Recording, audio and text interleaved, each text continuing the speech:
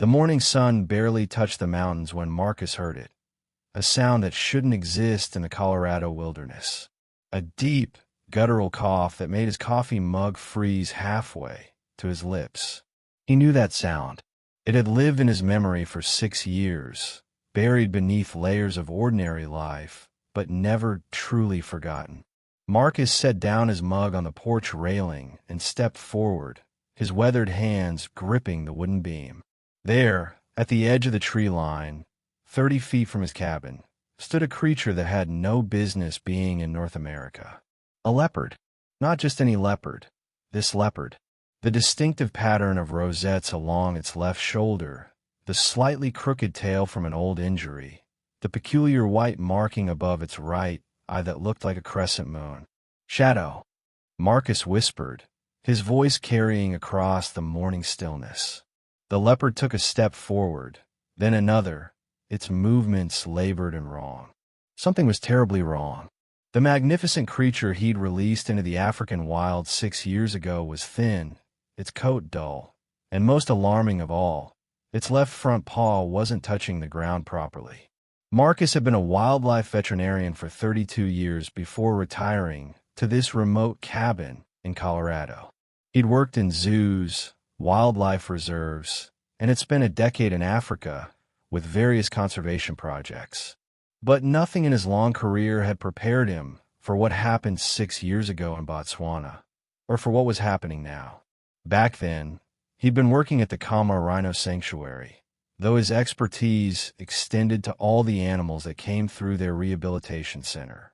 Shadow, he'd named the leopard that himself, against protocol, had been brought in as a cub, barely 3 months old. Poachers had killed his mother, and the cub was found nearly dead from starvation, with a metal snare wire wrapped around his tail that had cut deep into the flesh. Marcus had spent 4 months nursing Shadow back to health. Against all professional guidelines, he'd formed a bond with the animal. Shadow would purr when Marcus entered his enclosure, would play with him using a thick rope toy, and most remarkably, would sleep pressed against the fence when Marcus did his late-night paperwork in the adjoining office. The day of Shadow's release had been bittersweet. The leopard was strong, healthy, and had demonstrated all the hunting behaviors necessary for survival. Marcus had driven him to a protected area 200 miles from the sanctuary, a place with abundant prey and no recorded human settlements for 50 miles in any direction. He'd watched Shadow disappear into the acacia trees and had driven away with tears in his eyes, knowing he'd done the right thing, but feeling the loss deeply. That was supposed to be the end of the story. Now, 6 years later, and 8,000 miles from where he'd last seen him, Shadow stood in his yard in Colorado. It was impossible. Completely, utterly impossible. Yet here he was. Marcus moved slowly, keeping his movements predictable. "Hey, buddy. Hey, Shadow. What are you doing here? How are you even here?" The leopard made a sound Marcus had never heard before, something between a whimper and a growl. Then Shadow did something that made Marcus's blood run cold. The leopard sat down, lifted his injured paw, and held it out toward Marcus, exactly the way he used to do as a cub when he wanted Marcus to examine something. Oh God, Marcus breathed. He could see it now. The paw was swollen to nearly twice its normal size, and there were traces of dried blood on the fur. But more than that, Shadow's eyes, those distinctive golden eyes, were clouded with pain and something else. Desperation. Marcus's mind raced. He needed supplies. Most of his veterinary equipment was in storage, but he kept an emergency kit. He also needed to figure out how a leopard from Botswana had traveled to Colorado. Had Shadow escaped from a zoo, been illegally kept as a pet? But the coincidence of this particular leopard finding him specifically was beyond astronomical. "Stay here," Marcus said softly, though he knew it was absurd to give commands to a wild leopard. "I'm going to get supplies. Stay here, Shadow." He backed slowly toward his cabin, never taking his eyes off the leopard. Shadow remained seated, that injured paw still raised, his breathing labored. Marcus grabbed his emergency veterinary kit, some antibiotics he kept for his neighbor's horses, and incredibly, found an old vial of ketamine that was still within its expiration date. He also grabbed his satellite phone. He needed help, eventually. But first, he had to try to help Shadow. When he returned to the porch, Shadow had moved. The leopard was now lying on his side at the bottom of the porch steps, and Marcus could see the true extent of his condition. His ribs were showing, his breathing was shallow, and there were numerous small wounds across his body, some looking like they'd come from thorns, others from what might have been fights with other animals. Marcus approached slowly, speaking continuously in the same soft voice he'd used years ago. "Hey, Shadow. It's okay. I'm going to help you. Just like old times, buddy. Remember? You used to let me help you." He was 3 feet away when Shadow opened his eyes and looked directly at him. In that moment, Marcus saw recognition, trust, and something that looked impossibly like relief. Shadow made a soft chuffing sound, the same greeting he'd made as a youngster. Marcus knelt beside him, his hands working automatically, even as his mind struggled to process the situation. The paw was infected badly. There was a deep puncture wound, possibly from snake bite, though it could have been from stepping on something sharp. The infection had spread up the leg. Without immediate treatment, Shadow would lose the leg or, more likely, die from sepsis within days. As Marcus prepared a syringe with antibiotics, Shadow did something that nearly made him drop the medicine. The leopard rolled slightly, exposing his neck and belly, the ultimate sign of trust in a big cat. He was submitting completely to Marcus's care. "How did you find me?" Marcus whispered as he administered the injection. "How did you even know where I was?" The treatment took 2 hours. Marcus cleaned wounds, administered fluids subcutaneously since he couldn't manage in foreign field conditions, and carefully examined the infected paw.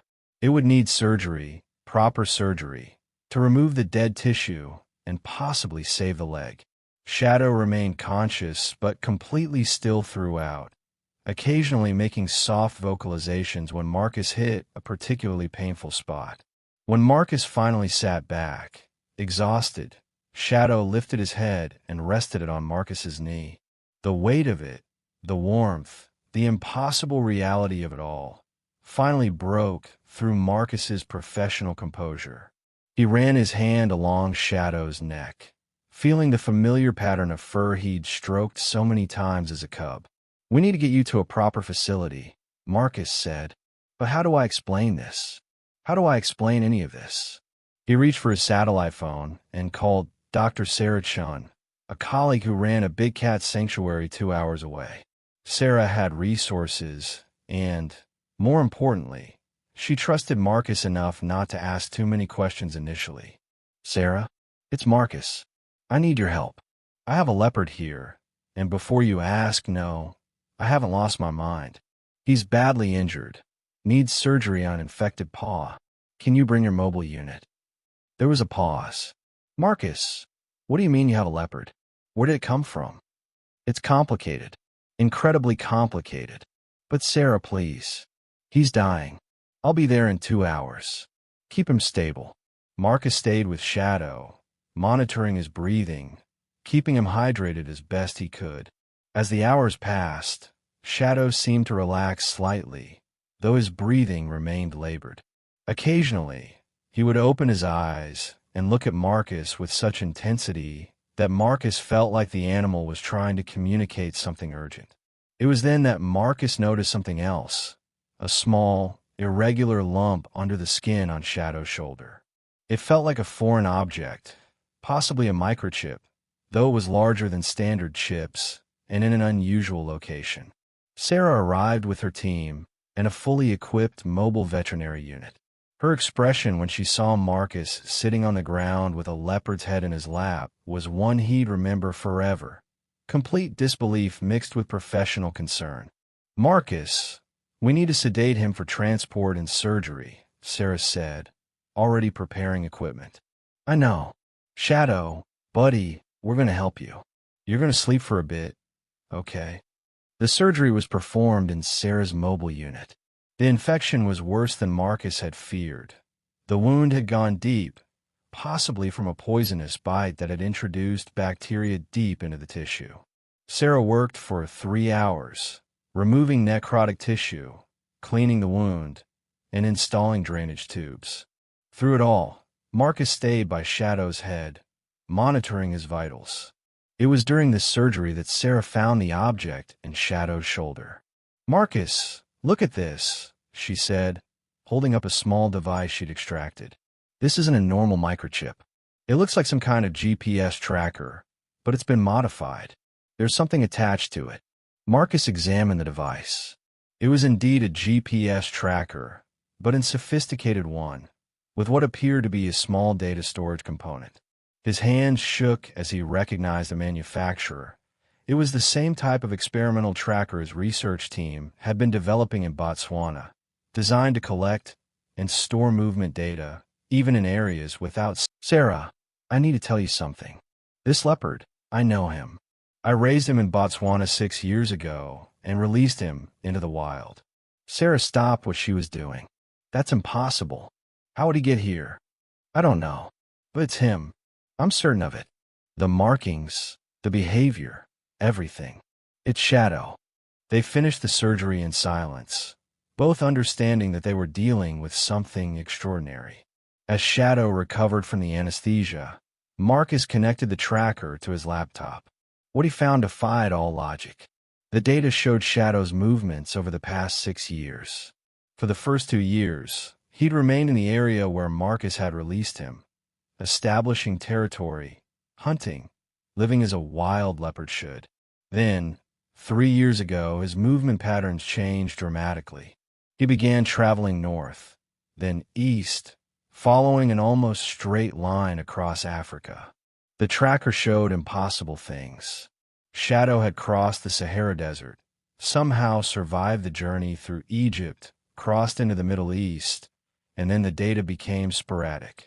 There were gaps of weeks, sometimes months, but when the signal returned, Shadow was further east, Turkey, Eastern Europe, Russia. "This can't be real," Sarah breathed, looking at the data. "No leopard could make this journey. It's 15,000 miles. Look at the timing," Marcus said, his voice barely a whisper. "He started traveling almost exactly when I left Africa, when I retired and moved back to the States."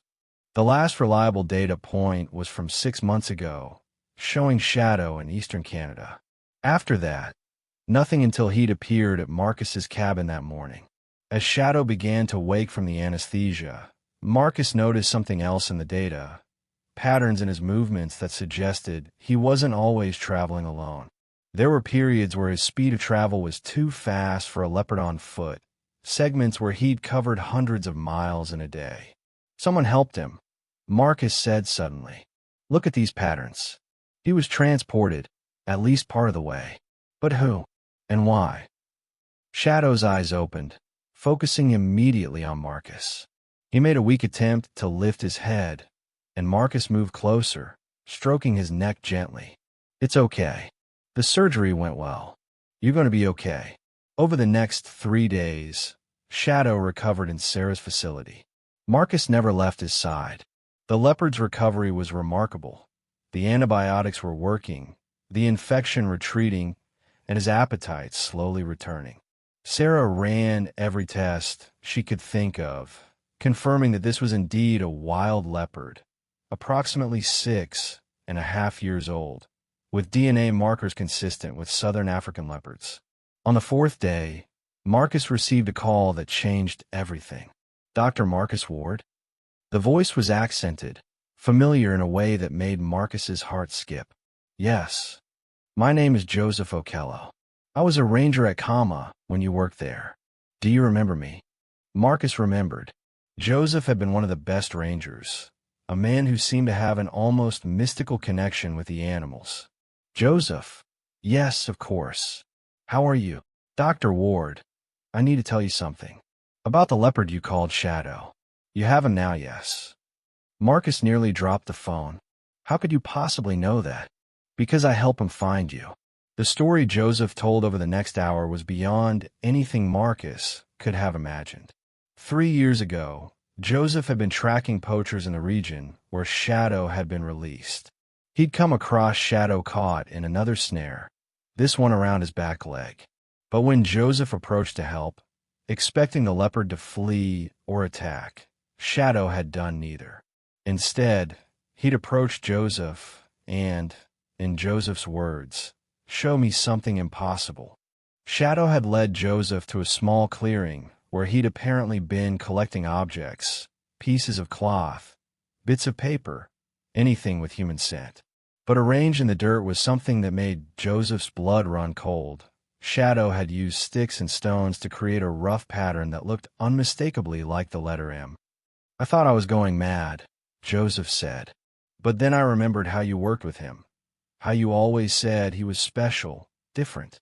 And I remembered you telling me about going home to Colorado." Joseph had made a decision that could have cost him his job and possibly his freedom. He'd tranquilized Shadow and hidden him in his truck. Over the course of 2 months, using his vacation time and savings, Joseph had driven Shadow north, crossing borders with forged wildlife transport papers he'd obtained through connections in the conservation network. "I could only take him so far," Joseph explained. "To Egypt. There, I found a marine biologist, Dr. Amaya Reyes, who was returning to Spain on a research vessel. She'd heard about Shadow through conservation circles. The story of the leopard who bonded with his veterinarian had become something of a legend. She agreed to take him across the Mediterranean." The story continued, each leg of Shadow's journey facilitated by someone in the conservation community who'd heard the story, who'd been moved by this leopard's apparent desperate need to find his human. A Turkish wildlife photographer had driven him through Turkey. A Russian oligarch with a passion for big cats had flown him in a private plane across Russia. A Canadian ranger had hidden him in a remote cabin and driven him across the border into the United States. But why? Marcus asked, overwhelmed. Why would all these people take such risks? "Because we all saw the same thing," Joseph said softly. "This leopard wasn't just wandering. He was searching. He would show signs of recognition when he heard American accents. He would get excited when he saw maps, touching his paw to certain areas. I know it sounds insane, but Dr. Ward, this animal was looking for you. But how did he even know I'd left? How did he know where to go?" "I think he knew you were gone because you stopped coming," Joseph said. "Every few months for 2 years after the release, you would pass through that area, yes? Checking on the wildlife, doing surveys. Shadow must have been watching. When you stopped coming, he came looking." Marcus remembered those trips, the survey work he'd done in Shadow's territory. He'd occasionally found tracks, had once glimpsed a leopard in the distance he'd thought might be Shadow. He'd had no idea Shadow had been aware of his presence. "But there's more," Joseph continued. "The reason I'm calling now. Dr. Ward, Shadow didn't just come to find you. He came to warn you." "Warn me? About what?" 3 weeks ago, the area where Shadow lived was destroyed. A legal mining operation moved in overnight. They've poisoned the water, killed dozens of animals. If Shadow had been there, he would be dead. But more than that, the mining company, they've been tracking anyone who might oppose them. Your name was on their list, Dr. Ward. You were listed as a potential threat because of your conservation work there. They have people in America. Shadow somehow knew danger was coming, not just for him, but for you." Marcus felt cold despite the warm afternoon. He looked through the window at Shadow, who was watching him intently from his recovery enclosure. "That's impossible. Animals can't." "Can't what?" "Can't travel 15,000 miles to find one human? Can't inspire dozens of people to risk everything to help them? Dr. Ward, Shadow has already done the impossible. Several times." After the call, Marcus sat with Shadow for hours, trying to process everything. The leopard, despite his weakness, remained alert, watching Marcus with those golden eyes that seemed to hold infinite depth. Sarah had been listening to the conversation. "Marcus, this changes everything. If what Joseph's saying is true, if there's really danger. She was interrupted by the sound of vehicles approaching. 3 black SUVs pulled up to the sanctuary. Marcus's blood ran cold as men in suits emerged, their bearing screaming federal agents or worse. Dr. Marcus Ward? The lead man held up a badge. Agent Harrison, FBI. We need to talk to you about your connections to certain conservation groups in Africa. What is this about? We've received intelligence that you may be connected to eco-terrorist activities in Botswana. Activities that have resulted in threats against American mining interests abroad. Marcus understood immediately. The mining company Joseph had warned him about. They'd made the first move, trying to discredit him before he could raise alarms about their illegal operations. That's absurd, Sarah intervened. Dr. Ward is a respected veterinarian. He's been retired for 3 years. Nevertheless, we need him to come with us for questioning. It was Shadow who changed everything. The leopard, who should have been barely able to walk, suddenly appeared at the fence of his enclosure. He'd somehow opened the internal gate, a feat that should have been impossible. He walked slowly, deliberately, placing himself between Marcus and the agents. Holy, is that a leopard? One of the agents reached for his weapon. Don't, Marcus shouted. He's not threatening you. Look at him. Shadow sat down, his injured paw wrapped in bandages, and did something that made everyone freeze. He raised his good paw and placed it against the fence, exactly where Marcus's hand would be if he reached out. Then he turned his head and looked directly at Agent Harrison. The agent's phone rang at that moment. He answered, his face growing increasingly pale as he listened. Yes, sir. I understand. Yes, sir. He hung up and looked at his team. We're leaving. Sir. Now. Executive order. This investigation is terminated. As the SUVs pulled away, Sarah's phone rang. It was a number she didn't recognize. Dr. Chun, this is Ambassador Patricia Morgan from the State Department. I'm calling about the leopard in your care. We've just received extraordinary communications from 12 different countries, all regarding this animal and Dr. Ward. I'm calling to inform you that both are now under federal protection. I don't understand. Neither do we entirely. But when the presidents of 3 African nations, along with numerous international conservation organizations, simultaneously contact the State Department about 1 leopard and 1 veterinarian, we pay attention. Apparently, this animal's journey has become something of an international incident in the best possible way. Dr. Ward's conservation work and this leopard story have inspired a joint international effort to crack down on illegal mining operations in protected areas. Over the following weeks, the story of Shadow's journey became public. Marcus was overwhelmed by the response, thousands of people who'd helped in small ways coming forward. A pilot who'd turned a blind eye to an unusual cargo. A border guard who'd chosen not to inspect one particular truck. Hotel owners who'd hidden a leopard overnight. Each person had been moved by something they couldn't quite explain, a sense that this animal's journey was important beyond understanding. The mining company was exposed and shut down. The protected area where Shadow had lived was expanded and given additional international protection. But more than that, Shadow's story had sparked something, a reminder of the deep connections possible between humans and animals, of the intelligence and emotion we often fail to recognize in other species. Shadow recovered fully from his injury, though the vets agreed he could never return to the wild.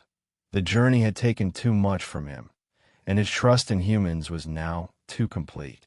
Sarah's sanctuary became his permanent home, with a specially built enclosure that connected to a small apartment where Marcus now lived. Every morning, Marcus would find Shadow waiting by their shared fence, and they would spend hours together, an old veterinarian and a leopard who'd crossed the world to find him. Visitors came from around the globe to see them, but Shadow would only ever approach the fence for Marcus. One evening, 6 months after Shadow's arrival, Marcus was sitting in Shadow's enclosure, something no one else could do safely. The leopard was sprawled beside him, purring with a sound like distant thunder. The sun was setting, painting the Colorado mountains in shades of gold that reminded Marcus of African sunsets. "You saved my life, you know," Marcus said softly. "Not just from those mining company thugs. I was dying here, Shadow. Retiring had killed something in me. I'd lost my purpose. But you reminded me that the connections we make, the lives we touch, they don't end just because we walk away." Shadow lifted his massive head and rested it on Marcus's lap, his golden eyes meeting Marcus's blue ones. In that gaze, Marcus saw something that science said shouldn't exist: understanding, compassion, love. The media called it the greatest animal story ever told.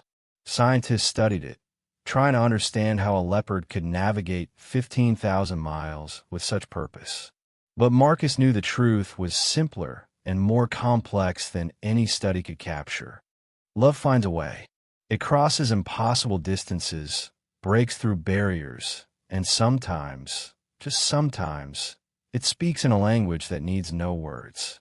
As darkness fell over Colorado, Marcus and Shadow sat together, two souls who'd found each other against impossible odds. In the distance, a grant proposal sat on Marcus's desk: funding for a new conservation project in Botswana, one that would employ former poachers as rangers, inspired by Joseph and others who'd risked everything to help Shadow. The project would be called the Shadow Initiative, and its symbol would be a leopard's paw print with a human handprint inside it, representing the connections that bind all living things, and the journeys we make to find our way back to those we love. Shadow's breathing deepened into sleep, his body relaxed and trusting. Marcus stroked his fur, feeling the strong heartbeat beneath, and whispered a promise into the gathering darkness. "I'm not going anywhere, buddy. Never again." In the morning, they would start their work together, an old man and his leopard, proving every day that the bonds between species are limited only by our willingness to see them, to honor them, and to travel impossible distances when love calls us home. The story of Shadow's journey would be told for generations, growing with each telling. But for Marcus and Shadow, it was simpler than all the retellings. It was about coming home. It was about family that chose itself. It was about a leopard who'd crossed the world to save the human who'd saved him, and in doing so, had saved them both. As the stars emerged over Colorado, bright and clear in the mountain air, a leopard's purr rumbled through the night, a sound of contentment, of completion, of a journey that had ended exactly where it was meant to. Home wasn't a place, after all.